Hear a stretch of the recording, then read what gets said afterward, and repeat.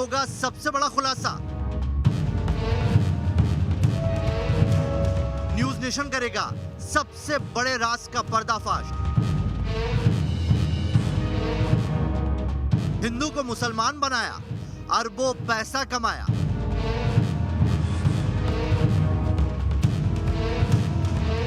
कैसे कुछ दिव्यांगों के जरिए अरबों की संपत्ति कमाने का प्लान था। कैसे मूक बधिरों के जरिए देश के खिलाफ बड़ी साजिश रची जा रही थी। कैसे मूक बधिरों को चलता फिरता ह्यूमन बॉम्ब बनाने का प्लान था। आज जो हम खुलासा करेंगे वो आपकी रूह कपा देगा। आज आपकी आंखें फटी की फटी रह जाएंगी। कैसे एक मौलाना अरबों की संपत्ति का मालिक बन बैठा है। कैसे कॉन्वेंट स्कूल में उसने पैसा लगा रखा है। आज हम आपको बताएंगे किस तरह कॉन्वेंट स्कूल में पढ़ने वाले बच्चों को भी धर्म परिवर्तन कर आतंकी बनाने की साजिश रची जा रही है। कैसे साजिश के तार 7 समंदर पार तक फैले हैं। कैसे आईएसआई रिमोट कंट्रोल से इस मौलाना को अपनी उंगली पर घुमा रहा था।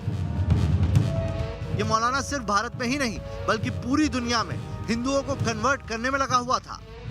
आज हम धर्मांतरण गैंग के सरगना के इंटरनेशनल रैकेट को भी खोलेंगे।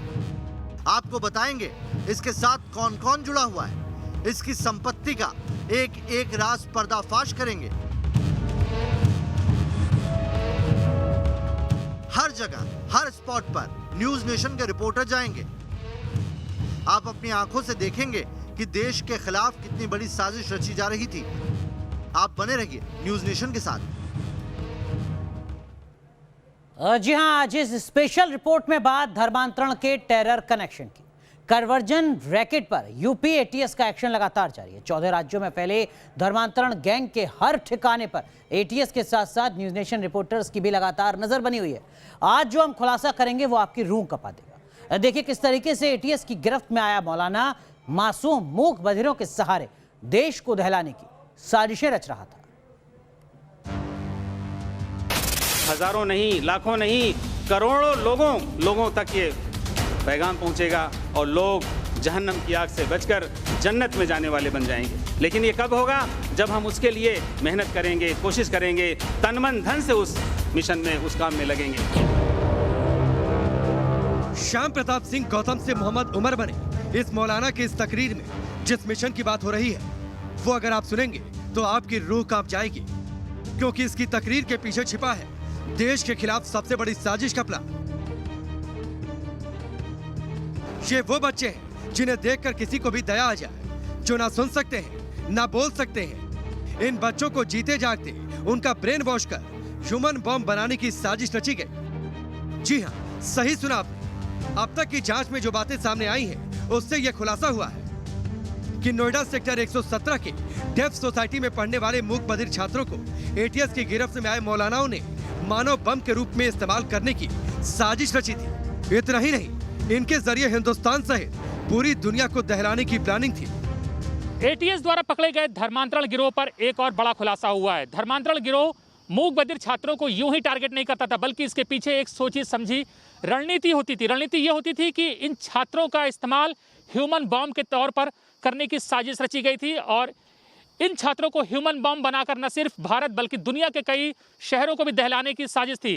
क्योंकि धर्मांतरण कराने वाले गिरोह को पता था कि मूक बधिर छात्रों को बरगलाना और उनका माइंड वॉश करना बहुत आसान काम है। वो ज़्यादा सवाल नहीं करते हैं और उनको जो बातें बताई जाएंगी वो आसानी से उनके दिमाग में उतर जाएंगी और बहुत ईजी टारगेट हैं माइंड वॉश करने के लिए। मौलाना ने सिर्फ मूक बधिरों को मानव बम बनाने की साजिश पर ही काम नहीं किया।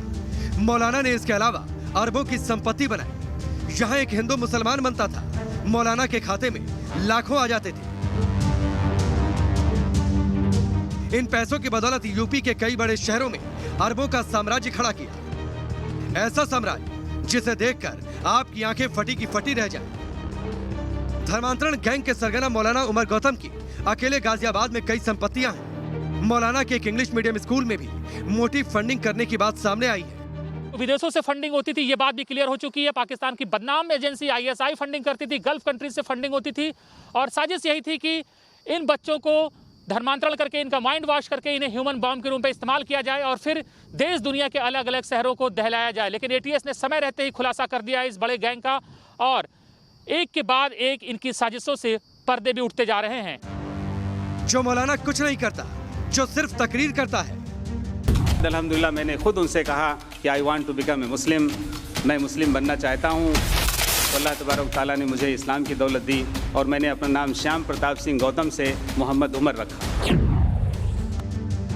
उस मौलाना ने धर्मांतरण को बिजनेस बना लिया। अब आपको न्यूज़ नेशन वो सबूत दिखाएगा जिसे देखकर आप भी सोच में पड़ जाएंगे कि किस तरह यह मौलाना अपने तकरीरों से हिंदुओं का ब्रेन वॉश कर उन्हें मुसलमान धर्म अपनाने को मजबूर कर देता था। ब्लैक टी शर्ट में दिख रहे इस लड़के का असली नाम प्रवीण कुमार है, लेकिन अब यह अब्दुल समद उमर बन चुका है। देव ऋषि ठाकुर, दानिश खान, कविता विश्वकर्मा, गजाला, मनोज कुमार, इब्राहिम खान, नरेंद्र देवले, मोहम्मद शाहिद, प्रियंका सेन, फातिमा मोहम्मद फारूक बन गए। न्यूज़ नेशन के पास ऐसे 100 लोगों की लिस्ट है जिसमें इस मौलाना के गुनाह के सबूत हैं। सारे वैसे कन्वर्शंस की जांच हो रही है, धर्मांतरण की बात हो रही है, जो कि किसी उसको लालच दे के, उसको भय दिखा के, उसको नौकरी की लालच दे के, पैसे की लालच दे के, शादी की लालच दे के कराए गए हैं। या ऐसे व्यक्ति, ऐसे बच्चे जो न बोल सकते हैं न समझ सकते हैं, तो उनको कराने के, और उनके परिवार के लोगों ने भी इस तरह से आके प्रेस में शेयर किया है। अब उनकी पुलिस कस्टडी रिमांड ले ली गई है और उनसे पूछताछ किया जा रहा है और पूछताछ में सभी पहलुओं पे को इंक्लूड किया जा रहा है, चाहे वो देश के अंदर की फंडिंग हो, देश के बाहर की फंडिंग हो, कितने नंबर हैं, कितने स्टेट्स इसमें इन्वॉल्व हैं, इत्यादि इत्यादि। ये सभी चीज़ें विवेचना में इंक्लूडेड हैं। धर्मांतरण के इस रैकेट का खुलासा नोएडा डेफ सोसाइटी में पढ़ने वाले 12-15 मूक बधिर युवकों को लालच देकर धर्मांतरण कराने के बाद हुआ था। पूछताछ में पता चला कि इस्लामिक दावा सेंटर की ओर से एनसीआर में धर्मांतरण केंद्र चलाया जा रहा है, जिसमें उमर गौतम ने खुद बड़ी संख्या में युवा महिलाओं सहित करीब 1000 से अधिक ज्यादा लोगों का धर्मांतरण कराया। इस्लामिक दावा सेंटर को अमेरिका, कतर, कुवैत के गैर सरकारी संगठनों से विदेशी चंदा मिलने का शक है। दिल्ली के फातिमा चैरिटेबल फाउंडेशन, लखनऊ के Al Hasan education and welfare foundation, Faridabad के Mewar trust for education welfare, Mumbai के मरकजुल मारिफ और ह्यूमन सॉलिडेरिटी फाउंडेशन समेत कई एनजीओ के जरिए आईडीसी को फंड दिया जाता है। जाहिर है अभी सुरक्षा एजेंसियां खासतौर पर एटीएस की जांच चल रही है। अभी प्याज का पहला छिलका निकला है। जब कड़ियां खुलेंगी तो पता लगेगा खाड़ी से कितना पैसा आया, आईएसआई ने कितना भेजा। उन पैसों की जांच अभी बाकी है और एटीएस इस काम में बखूबी लगी है। Team news nation. धर्मांतरण फैक्ट्री का मैनेजर मौलाना मोहम्मद उमर गौतम ने कानपुर के आदित्य गुप्ता का भी कन्वर्जन कर उसे मुसलमान बना दिया। एटीएस ने जब दिव्यांग आदित्य से साइन लैंग्वेज में पूछताछ की तो उसने मौलाना उमर के कारनामों की पोल खोल कर रख दी। आदित्य ने से अब्दुल कादिर बन चुका इस लड़के ने एटीएस को क्या कुछ बताया है, इस रिपोर्ट के जरिए जानिए।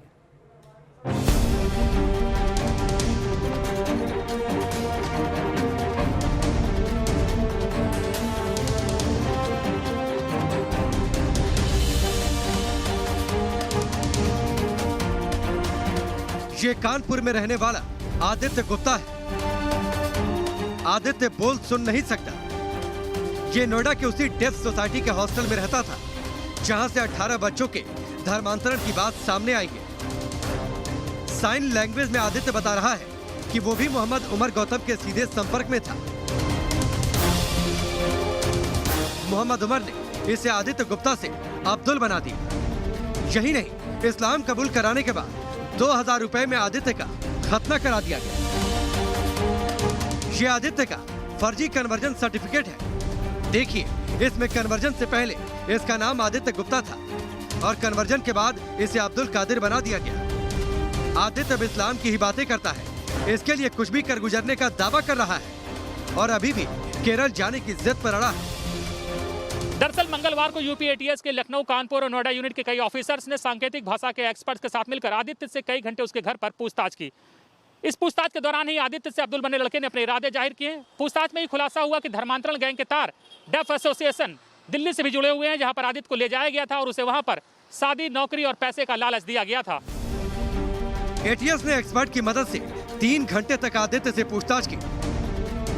आदित्य ने बताया कि ज्योति बधेर स्कूल में एक टीचर ने उसे इस्लाम अपनाने के लिए सबसे पहले प्रेरित किया। इसके बाद चमनगंज के मोहम्मद वासिफ से संपर्क कराया। मैसेंजर और टेलीग्राम पर वासिफ उसे मोहम्मद उमर के वीडियो भेजकर उसका माइंड वॉश करता रहा। आखिर में उसका संपर्क सीधे उमर से कराया। आदित्य ने एटीएस को अलीगढ़ के एक मूक बधिर छात्र की फोटो दी। एटीएस को बताया है कि धर्मांतरण गैंग के अगले टारगेट पर ये लड़का है। एटीएस इस छात्र को बचाने में जुट गई है। आदित्य को इस्लाम धर्म में कन्वर्ट करने से पहले करीब 10 महीने तक उसे रेडिकलाइज किया गया, तब जाकर उसने इस्लाम धर्म अपनाया। अब ये समझिए कानपुर का आदित्य कैसे अब्दुल बना। कानपुर के काकादेव के रहने वाले मूक बधिर छात्र आदित्य गुप्ता के धर्म परिवर्तन करने की एक बात उसके परिवार वालों ने कल्याणपुर पुलिस को बताई थी। 9 मार्च को आदित्य गुप्ता घर से ये कहकर निकला था कि उसकी नौकरी पास में एक गल्ले की दुकान पर लग गई है, लेकिन उसके परिवार वालों ने कहा कि पहले वो उस दुकान के मालिक से मिल ले, तब तुम नौकरी स्टार्ट करना। लेकिन 10 मार्च को आदित्य ये कह के घर से निकला कि पहले दिन वो नौकरी कर ले, उसके बाद मालिक से मिलाएगा, और तभी से आदित्य गुप्ता लापता हो गया। आदित्य ने एटीएस को ये बताया कि जब वो घर से भागकर गया था तो दिल्ली में उमर गौतम और जहांगीर ने ही उसको रखा था। एक नौकरी भी दिलाई थी। नौकरी क्या थी इस बारे में कुछ खास नहीं बता पाए। हालांकि आदित्य के पिता राकेश गुप्ता ने न्यूज नेशन पर दावा किया है कि उसके बैंक अकाउंट में देश के बाहर से 7,000 रुपए भेजे गए थे। पिता कहते हैं कि उनके बेटे का ब्रेन वॉश किया गया और वो लालच में आ गया। अच्छा, आपने बताया था कि उसके खाते में कुछ पैसे भी आए थे, तो क्या, कहाँ से पैसे आए थे, कितने पैसे आए थे? अब ये देखना पड़ेगा तभी बताएंगे आपसे। पासबुक में। अच्छा, हाँ। अकाउंट किसका था? अकाउंट बेटे का है। अच्छा, हाँ। तो इंडिया से आया पैसा, बाहर से आया, कुछ तो जानकारी होगी? है, इंडिया का ही है। हाँ। मगर वो पैसा कहाँ से आया है, कितना था पैसा, उसमें देखना पड़ेगा हमें। अच्छा, हाँ, देख करके बताएंगे आप। तो अच्छा ये बताइए, आपके बेटे का जो आपने बताया जिस तरह उसका ब्रेन वॉश किया गया है, तो इसके पीछे एक बहुत बड़ा गैंग है जिस तरह आज खुलासा भी हुआ है, तो आखिर आपके बेटे तक वो लोग कैसे पहुंचे होंगे? कोई ऐसे कड़ी, कोई ऐसी लीड जो आपको लग रहा हो? लॉकडाउन हुआ था, बेटा इंटर करके फिर बीए फर्स्ट ईयर में डीएवी कॉलेज में ले लिया था दाखिला, और ये लॉकडाउन करने स्कूल बंद हो गया था, उसी से ये चर्चा होने लगी थी। किसके संपर्क में कुछ है? किसके संपर्क में? मुस्लिम व्यक्तियों के संपर्क में। एटीएस को अब तक की जांच में आदित्य के कुछ वीडियो मिले हैं। इनमें वो सांकेतिक भाषा में कुछ बातें समझाने की कोशिश कर रहा है।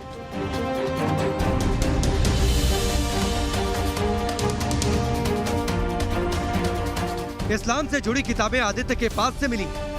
ये किताबें उसे उमर ने दिलाई थी। लोगों में ये किताबें बांटी जाती थी।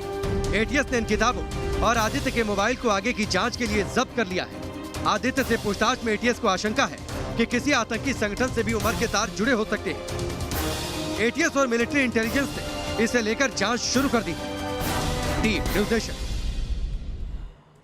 यूपी एटीएस के मुताबिक कन्वर्जन रैकेट के तार देश के 14 राज्यों तक फैले थे और इसकी फंडिंग हो रही थी पड़ोसी मुल्क पाकिस्तान की खुफिया एजेंसी आईएसआई के जरिए। यही नहीं, इस नेटवर्क का मोडस ऑपरेंडी यानी काम करने का तरीका भी चौंकाने वाला है। इस्लामिक नेम के साथ टारगेट को साधने के लिए हिंदू सरनेम का इस्तेमाल होता था। कैसे चलता था ये पूरा खेल, दिखाते हैं आपको।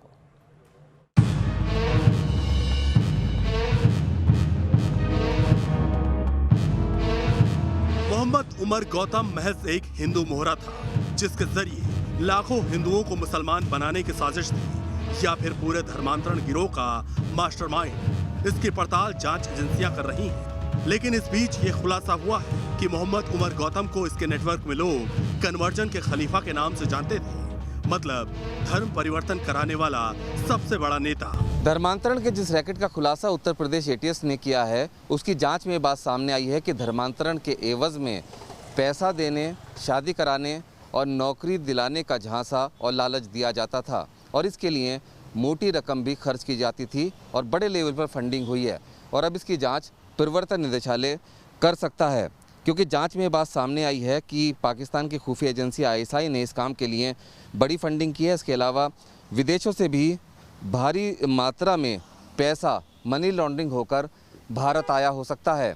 और इस मामले में कई संस्थान और ट्रस्ट की भूमिका भी संदेह के घेरे में है। लाखों करोड़ों की फंडिंग के जरिए ही 2 साल के अंदर कन्वर्जन के इस कथित खलीफा ने करीब 1000 हिंदुओं को मुसलमान बना दिया, यानी हर 2 दिन में 3 हिंदू मुसलमान बन गए। ये कैसे मुमकिन हुआ, उसका मोडस ऑफ ऑपरेंडी समझिए। अब तक की जांच में पता चला है कि धर्मांतरण के नेटवर्क की फंडिंग पाकिस्तान की ISI करती थी। इसके अलावा सूत्र AIUDF के नेता बदरुद्दीन की ओर भी फंडिंग कनेक्शन का दावा कर रहे हैं। हरियाणा के रेवाड़ी का रहने वाला अबू बकर यदवंशी से भी मोहम्मद उमर गौतम का कनेक्शन बताया जा रहा है। वही अबू बकर जिस पर मेवात में हिंदुओं को मुसलमान बनाने के आरोप लगे थे। मोडस ऑपरेंडी ये थी कि मोहम्मद उमर गौतम और इसका नेटवर्क मूक बधिरों को टारगेट करते थे। इसके अलावा मुसीबत के मारे गरीब लाचार बच्चों और युवाओं को झांसे में लेते थे। ब्रेन वॉश के लिए उमर गौतम अपने हिंदू पास्ट का सहारा लेता था, बताता था कि हिंदू से मुसलमान होना उसके लिए कितना बेहतर साबित हुआ। ब्रेन वॉश इस हद तक किया जाता था कि युवा और बच्चे कन्वर्जन के बाद किलर कट्टरपंथी बन जाए। मतलब ये कि हिंदू और सनातन धर्म को कोसने वाला मोहम्मद उमर अपने नाम के साथ गौतम नाम का गोत्र साथ लिए फिरता था। देखिए, धर्म परिवर्तन के बाद श्याम प्रताप सिंह गौतम से श्याम प्रताप सिंह गायब हो गया और मोहम्मद उमर के साथ गौतम चिपक गया। 33 करोड़ देवी देवताओं की बात होती थी और मरने के बाद 84 लाख योनियों में आवागमन की बात होती थी। इनकारनेशन की, पुनर्जन्म की बात होती थी, जो मेरी दूर दूर तक समझ में नहीं आती थी। ये अल्लाह का फजल है कि मुझे अल्लाह ने ये एक हमारे मोहसिन जो हमारे दोस्त थे, पड़ोसी थे, उन्होंने इंसानियत की बुनियाद पर, अखलाक की बुनियाद पर, खिदमत की बुनियाद पर इस्लाम को पेश किया। और आज भी मैं शुरू से लेकर आज तक अमलन देखता हूँ कि इसकी शदीद ज़रूरत है, सख्त ज़रूरत है कि अगर हम अपने अखलाक से और अपने किरदार से इस्लाम की खिदमत करेंगे तो इंशाअल्लाह तबारक व तआला हज़ारों नहीं, लाखों नहीं, करोड़ों लोगों तक ये पैगाम पहुँचेगा और लोग जहन्नम की आग से बचकर जन्नत में जाने वाले बन जाएंगे। हिंदू सरनेम के साथ धर्मांतरण का पोस्टर बॉय बनने के पीछे की साजिश बेहद गहरी थी। मोहम्मद उमर के नेटवर्क में कई ऐसे लोग थे जिन्होंने अपना धर्म तो बदला, लेकिन हिंदुओं को झांसा देने वाले अपने सरनेम का साथ नहीं छोड़ा। देखिए, श्याम प्रताप सिंह गौतम बदलकर मोहम्मद उमर गौतम हो गया। इसी तरह गिरोह में शामिल विपुल विजयवर्गीय रमजान विजयवर्गीय हो गया, संदीप यादव अबू बकर यदवंशी हो गया। अब तक की जांच में ये पता लगा है कि धर्मांतरण का नेटवर्क लोगों को धर्म बदलने के साथ इस कदर रेडिकलाइज करता था कि वो चलते फिरते फिदाइन बनने को तैयार हो जाते थे। कुछ इसी तरह विपुल विजयवर्गीय से बने रमजान और काशी गुप्ता से बने कासिफ को कन्वर्जन गिरोह ने रेडिकलाइज किया था। इन्हें 2 जून को गाजियाबाद में महंत यति नरसिंहानंद के पास भेजा गया था शास्त्रार्थ करने के लिए, लेकिन जब उनकी तलाशी ली गई तो इनके पास से सर्जिकल ब्लेड बरामद हुआ। महंत का आरोप है कि ये लोग उनकी हत्या करने आए थे। धर्मांतरण कराने वाले गिरोह को लेकर एक के बाद एक नए खुलासे हो रहे हैं। ताजा खुलासा ये हुआ है कि 2 जून को विपुल विजयवर्गीय उर्फ रमजान अपने साले कासिफ के साथ डासना मंदिर जब गया था तो उसके पास से सर्जिकल ब्लेड मिला था। इस सर्जिकल ब्लेड का इस्तेमाल यति नरसिंहानंद की हत्या के लिए होना था। यह हत्या ठीक उसी तरह से होनी थी जैसे कि 2019 में हिंदू समाज पार्टी के नेता कमलेश तिवारी की लखनऊ में हुई थी, क्योंकि कमलेश तिवारी की ही तरह यति नरसिंहानंद ने भी कुछ विवादित बयान दिए हैं इस्लाम को लेकर, जिसको लेकर कट्टरपंथियों के मन में भारी नाराजगी है। ये तो नरसिंहानंद की किस्मत अच्छी थी कि रमजान और उसके साले कासिफ से पहले ATS उन दोनों तक पहुंच गई।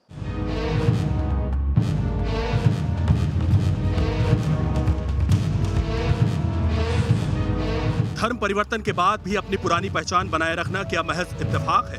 नहीं, बिल्कुल नहीं, बल्कि ये साजिश है।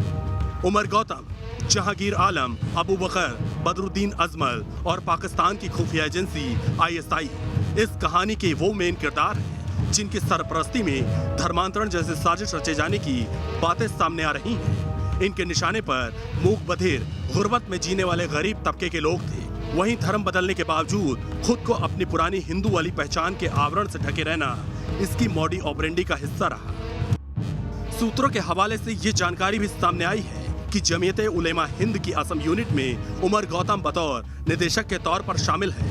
अगर आप ये नहीं जानते तो जान लीजिए कि जमीयते उलेमा हिंद का ये यूनिट बदरुद्दीन अजमल की सरपरस्ती में चलाया जाता है। उत्तर प्रदेश ATS के हवाले से न्यूज नेशन को इस बात की भी पुख्ता जानकारी मिली है कि उमर गौतम की संस्था को हर महीने 50,000 रुपए की मदद असम यूनिट से पहुंचाई जाती थी। सवाल है क्यों? हालांकि बदरुद्दीन अब तक इस मामले में खामोश है और अब उनके जवाब का इंतजार है। जाहिर है देश के खिलाफ बहुत बड़ी साजिश रची जा रही थी, लेकिन पूरे मामले की जांच में यूपी की योगी सरकार की नीयत पाक साफ है। सीएम योगी आदित्यनाथ पहले ही धर्मांतरण गैंग के मौलाना के खिलाफ एनएसए लगाने और उनकी संपत्ति जब्त करने का आदेश दे चुके हैं और अब यूपी सरकार के कैबिनेट मंत्री सिद्धार्थनाथ सिंह ने कहा है कि आने वाले दिनों में मामले की जांच में और तेजी आएगी। और जो चीज़ गैर कानूनी है उस पर कानून को अपना काम करना है, वही यूपी सरकार भी कर रही है। और जो पकड़े गए हैं ये सही बात है कि बड़े पैमाने में हो रहा था और इसके अंदर अन्य चीज़ें भी सामने आ रही हैं और उस पर भी जांच हो रही है और कानून अपना काम करेगा। रसूखा लगाना जो है वो भी कानून के तहत ही लगाया जाएगा और जो भी सज़ा होगी उनको दिया जाएगा, जिससे इस प्रकार की जो हरकत करने वाले हैं उत्तर प्रदेश में उनको सबक मिले। जाहिर है साजिश गहरी है। पहली बार हिंदुओं के जरिए हिंदुओं का ही धर्म परिवर्तन कराया जा रहा है। अभी जांच जारी है। यकीन मानिए इस मामले में आगे कई और खुलासे होंगे और हर बात न्यूज नेशन आप तक सबसे पहले पहुंचाएगा। Team news nation. यार रुक रहे हैं कुछ देर के लिए, आप बने रहिए न्यूज नेशन के साथ।